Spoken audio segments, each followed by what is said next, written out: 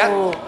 They're about 9 months old, but this one, I think he's trying to... God, this is just like Big Brother to me. Do you know what? I'd stay in there if I were you. It's -5 there. -5. Oh, poor little beavers. Poor little beavers. Come on. Nina. Poor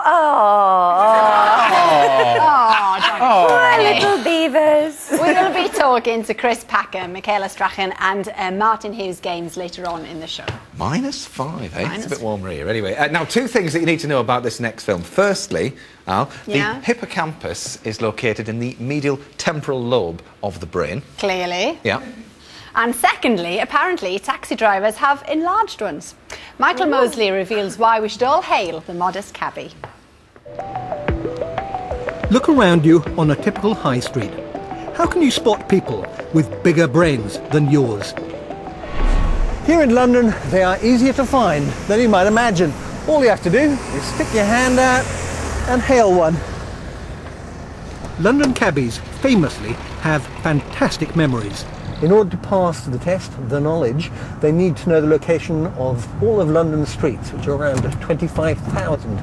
And even more impressively, they have to know the shortest distance between any 2 points. Researchers believe that cabbies are no more naturally gifted than you or me. So does their remarkable ability to memorise London streets make them geniuses? Okay, King's Cross Station to Hyde Park Corner. Euston Road, cuts through Grafton Way, left Fitzroy Street, forward Charlotte Street, right into Piccadilly, and up to Hyde Park Corner. It seems these feats of recall improve spatial memory.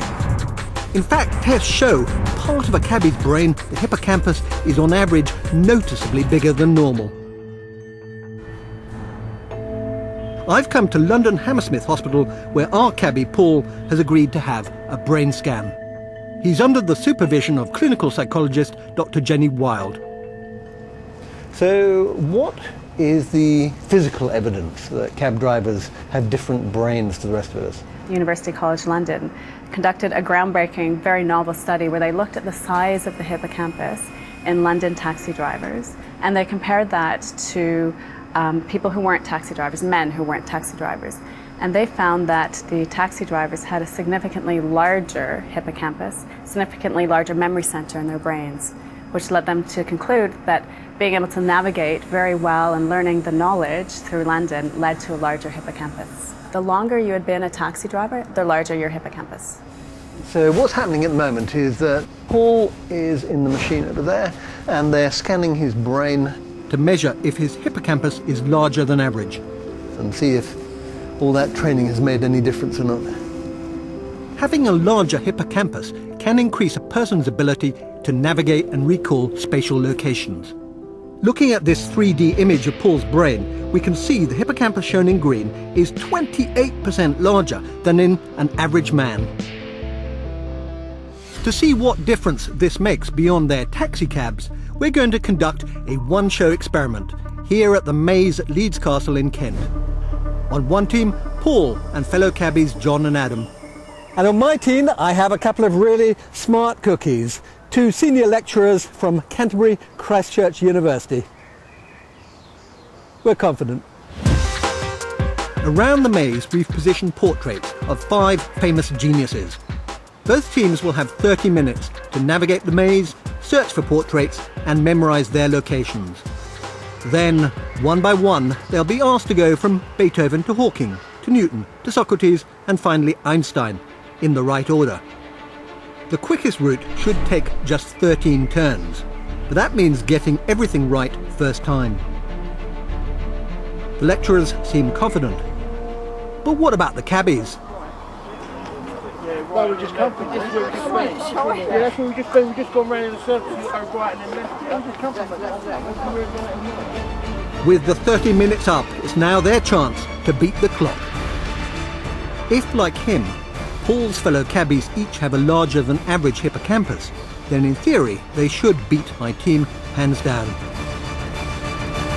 Okay, gentlemen, I have a result, and it's a very clear-cut result, I have to say. The fastest by a long way was Adam. Hey! The slowest by a long way was me. all the other competitors took roughly 4 minutes each.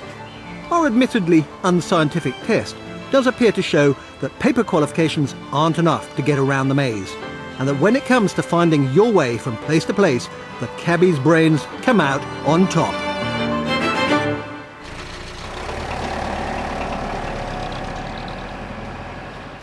So, Michael, did you actually find your way to the studio okay tonight? I have been here before, so... Yeah, but to be fair, you were supposed to be on at the start of the programme, but true to the film, you turned up way behind everybody else. Anyway, earlier in the week, we saw that Radio Times have featured the top 50 of Britain's greatest inventions, and in your new series, you get a chance to express your favourite. Absolutely. I mean, I absolutely love inventions and I love inventors. And yeah. I think that we're in difficult times and what we really need to do is recapture that spirit of 100, 200 years ago when people just went out and they invented stuff and they made stuff and they sold it to the world. Come on then, Michael, what was it? What was your favourite? My favourite was Richard Trevithick and the steam car, the first one which went off down the road before the Battle of Trafalgar. Okay. Oh, really? Yeah, that long ago. Isn't that fascinating? I love that sort of thing. Yeah. Well, here he is, going full steam ahead, look.